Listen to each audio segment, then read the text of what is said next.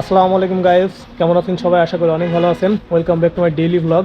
তো গাইস, আজকে আমি আসছি আপনাদের একটি অনেক সুন্দর এবং ইন্টারেস্টিং একটা জিনিস দেখাতে।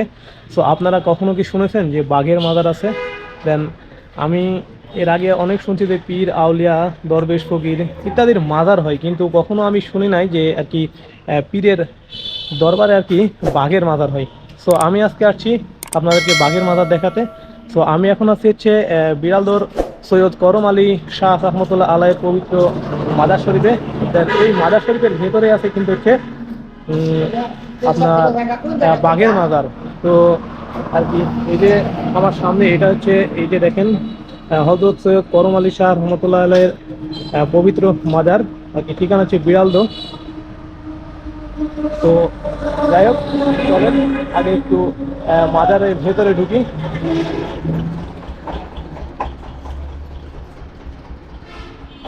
তো গায়েস, এটা হচ্ছে মাজারের প্রবেশের আর কি গেট। তো গায়েস, আমি আর কি মাজারের ভেতরে প্রবেশ করলাম। আর একবারে মাজারের সম্মুখে যেটা আছে এটা হচ্ছে সৈয়দ করম আলী শাহ রহমতুল্লাহ আলাইয়ের মাজার। দেন যে হচ্ছে এটা। আর একটু সামনে ওই পাশে আছে হচ্ছে বাঘের মাজার। তো চলুন আপনাদেরকে একটু বাঘের মাজারের কাছে নিয়ে যাই।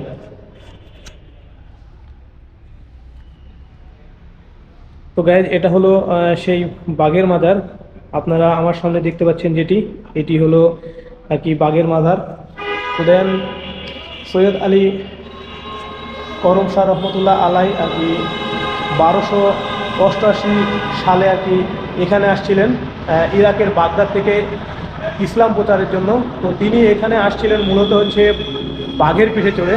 দেন তার সেই বাঘটি মারা যাওয়ার পর তার বাঘটিকে এখানে আর কি সমাহিত করা হয়। তো সে তখন থেকে আর কি এটাকে আর কি বাঘের মানে মাজার হিসেবে আর কি ইয়ে করা হয়। আর পরবর্তীতে দেখা যাচ্ছে সৈয়দ করম আলী শাহ মানে মৃত্যুর পরে তাকে ওই পাশে দেন সমাধি করা হয়। তো গাইজ, বাংলাদেশকে এমনিতেই 12 আউলিয়ার দেশ বলা হয়। আর 12 আউলিয়াদের মধ্যে হজরত সৈয়দ করম আলী শাহ তিনিও ছিলেন। তো তিনি মূলত আসছিলেন এখানে বাঘের পিঠে চড়ে। তো এই এই যে এখানে বাঘের মাজারের এই পাশে আর কি যে দেখেন মানে ইয়া দেওয়া আছে, আগরবাতি দেওয়া আছে। দেন এখানে কিন্তু অনেক মানুষ আসে আর কি মান্যত করতে।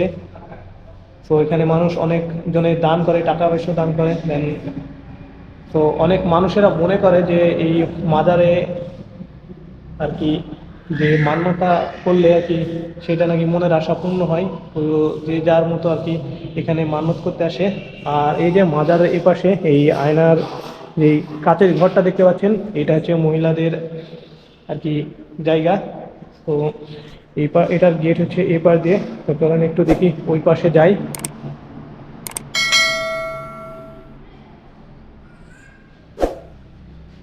তো গাইস, এখানে হচ্ছে মহিলাদের বসার জায়গা।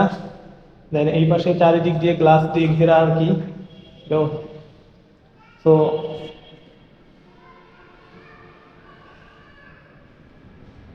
আর গাইস, এই মাজারের আর কি পশ্চিম সাইডে আর হচ্ছে দোতলায়, দেন এই দুইটা হচ্ছে মসজিদ, মানে নামাজ পড়ার জায়গা। আর গাইস, এই মাজারে যে মানুষজন মানত করে তারা আর কি বিশ্বাস করে যে দেন তাদের মনের কিছু আশা পূর্ণ হবে, সেই জন্য কি দেওয়া হয়, মানে তারা আর কি মানত করে। আর এখানে মাজারে কিন্তু গাইস লেখাই আছে যে মাজারকে সামনে রেখে সিজদা করা নিষেধ। আসলে গাইস, আপনারা কেউ মাজারের সামনে এসে আর কি সিজদা করবেন না। গাইস, আমার সামনে হচ্ছে পবিত্র হজরাখানা। আর এটা নাকি যত সম্ভব এক রাত্রে তৈরি করা হয়েছে। এটা মানে অলৌকিকভাবে এখানে লোকমুখে শোনা যায়। আর আজকে শুক্রবার অনেক মানুষ আসছে দেন মাজারের ভেতরে। দেন এখানে যারা মানত করছে বা যারা মানে আর কি এখানে তাদের মনের আশা পূরণের জন্য মানত করা আছে, তারা আর কি আসছে। তো চলেন একটু বাইরের দিকে যাই। তো গাইজ, এটা হলো আহ, মসজিদের আর কি অজুখানা। তো এখানে আপনারা প্রায় দেখা যাচ্ছে যে 50 থেকে 60 জনের মতো একত্রে আর কি অজু করা যায়।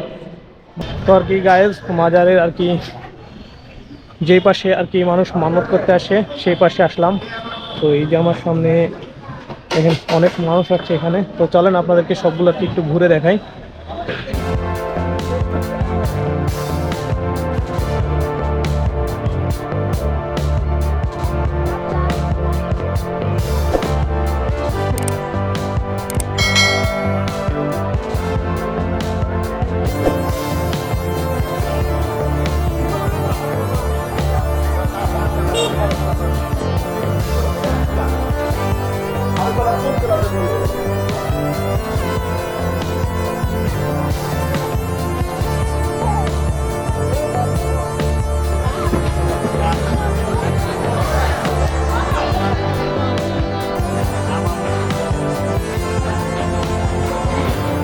গাইস, আজকের ভিডিওটি এখানে শেষ করব।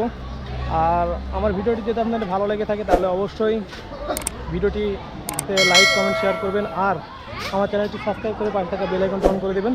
তো দেখা হবে পরবর্তী ভিডিওতে।